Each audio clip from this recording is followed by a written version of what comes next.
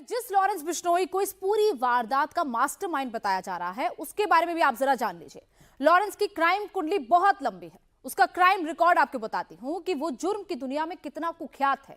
Gangster Lawrence Bishnoi अभी jail में बंद है। उसके क्रिमिनल चैप्टर की शुरुआत चंडीगढ़ से हुई थी। 2010-12 के बीच क्राइम के कई केसेस उसके नाम पर चढ़े। 2013 से क्राइम से जुड़े कई धंधों में उसका नाम आया। गैंगस्टर लॉरेंस बिश्नोई अभी जेल में है, लेकिन उसका नेटवर्क फिर भी ऑन है, और सिर्फ ऑन ही नहीं बल्कि 11 राज्यों और 6 देशों में फैला हुआ है। 700 से ज्यादा उसके शूटर्स हैं, जिसमें 300 पंजाब से जुड़े हुए हैं। लॉरेंस बिश्नोई और गैंगस्टर गोल्डी बराड़ मिलकर काम करते हैं। लॉरेंस बिश्नोई अभी साबरमती सेंट्रल जेल में बंद है और गोल्डी बराड़ कनाडा से गैंग कोऑपरेट करता है। सोशल मीडिया और तमाम अलग अलग तरीकों से नौजवानों को गैंग में रिक्रूट किया जाता है। भारत के 11 राज्य और 6 देशों तक लॉरेंस बिश्नोई गैंग का नेटवर्क 700 से ज्यादा शूटर्स में फैला हुआ है, जिसमें 300 पंजाब से जुड़े हुए हैं। और लॉरेंस बिश्नोई और गोल्डी बराड़ दोनों मिलकर काम करते हैं अलग अलग तरीकों से, फिर चाहे वो सोशल मीडिया हो या तमाम अलग अलग नेटवर्क्स के जरिए वो नौजवानों को अपने गैंग में रिक्रूट करता है, उनको बरगलाता है। गोल्डी बराड़ आपको बता दें कि वो अभी भी कनाडा में लॉरेंस गैंग को ऑपरेट करता है। लॉरेंस बिश्नोई इस वक्त साबरमती सेंट्रल जेल के उच्च सुरक्षा वाले वार्ड में बंद है। तो ये पूरी कुंडली लॉरेंस बिश्नोई की है।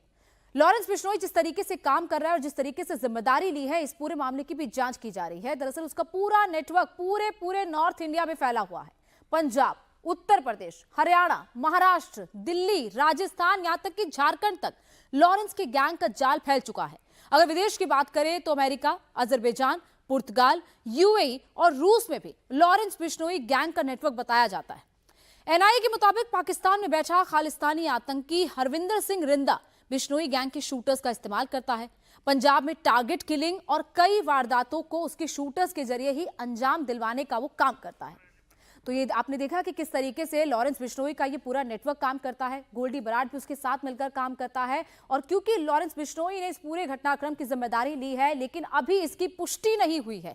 पुलिस उस पूरे मामले की हर एंगल से जांच कर रही है, लेकिन लॉरेंस बिश्नोई जिस तरीके से इतना ताकतवर हो रहा है, ऐसे में उस पर अब कई सवाल खड़े होते हैं कि आखिर इस पूरे लॉरेंस बिश्नोई के गैंग पर लगाम कैसे लगे। लॉरेंस बिश्नोई ने अब तक कई बड़े वारदातों को अंजाम दिया है। सिद्धू मूसेवाला मर्डर आपको याद होगा, वो सबसे बड़ा अटैक था, जब मूसेवाला को घेर कर पूरी गाड़ी को छलनी कर दिया गया था। इतनी गोलियां चलाई गई थी कि सिद्धू मूसेवाला की on the spot he death हो गई थी। अभय पराशर क्राइम ब्रांच मुंबई से हमारे साथ जुड़े हुए हैं। अभय, लॉरेंस बिश्नोई जिस तरीके से जिम्मेदारी तो ले रहा है, लेकिन अभी इस पूरे मामले में पुष्टि नहीं हुई है। क्या पुलिस को लीड्स मिली है इसके अलावा कि ये पूरा मामला, ये पूरा जो घटनाक्रम है वो लॉरेंस बिश्नोई तक लेकर जा रहा है?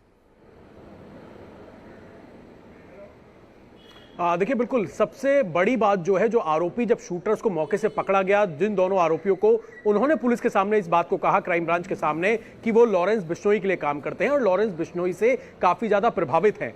इसके साथ ही आज एक सोशल मीडिया पर, फेसबुक पर शिबू करके एक फेसबुक पोस्ट है, उसने एक पोस्ट किया जिसमें कहा कि सलमान खान और दाऊद का जो भी साथी है, हम उसको मारेंगे, हम अपनी प्रतिक्रिया देंगे, जो हमारे लोगों को मारेगा। उसमें बाबा सिद्दीकी को लेकर भी तमाम बातें इसके अंदर लिखी हुई थी।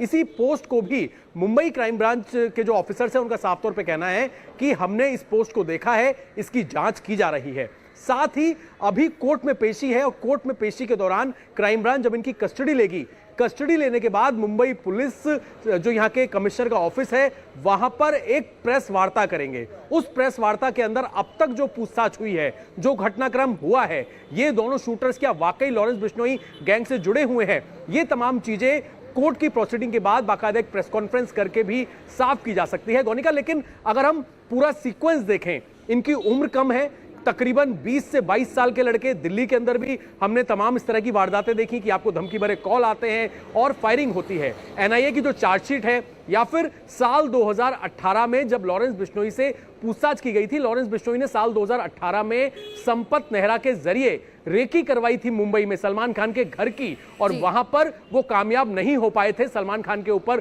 फायरिंग करने का प्लान था। इस साल भी फायरिंग की गई और उसमें भी लॉरेंस बिश्नोई गैंग का नाम निकलकर सामने आया था।